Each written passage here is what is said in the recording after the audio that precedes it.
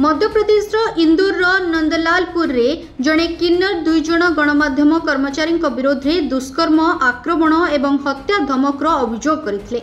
मात्र यह विवाद किछि घंटा मध्य 24 जन किन्नर एकाठी विष पी देथिबा घटना समग्र अंचल में चांचल्य खेलाई दैछि।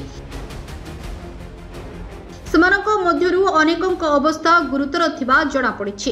तेबे ए संपर्क में सूचना पाइबा परे पुलिस अधिकारी माने घटनास्थल में पहुंची एम्बुलेंस समेत पुलिस गाड़ी रे किन्नर मानकु हॉस्पिटल को पठाइछन्ति। अतिरिक्त डीसीपी राजेश दंडोतिया कहिछन्ति जे प्राथमिक तदंतरु जणा पड़िछि सेमाने फिनाइल सेवन करथिले। अधिक तदंत परे प्रकृत रे सेमाने कोन पीछन्ति ताहा निर्णय कराजिबो। तेबे समस्त 24 जन आक्रांतों चिकित्सा एमओआई हॉस्पिटल चली। समस्त आक्रांतों उपयुक्त चिकित्सा सुनिश्चित करने मुख्य चिकित्सा अधिकारी को निर्देश दिया जायछि। एने पांडरपुर पुलिस स्टेशन अंचल में यह दुखद घटना पर जिला प्रशासन एवं पुलिस सतर्क अछंती। कलेक्टर शिवम वर्मा परिस्थिति उपरे नजर रखिछंती।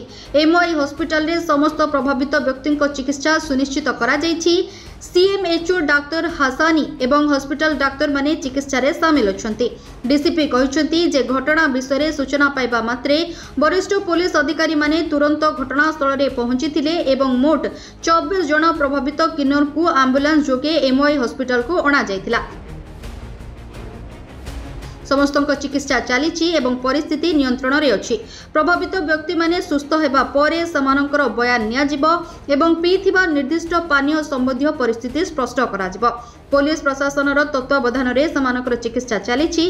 विषक्रियार कारण ए पर्यंत स्पष्ट होई नाही। पुलिस तेबे एने घटनार तदंत करुछि। ब्यूरो रिपोर्ट चर्चा न्यूज।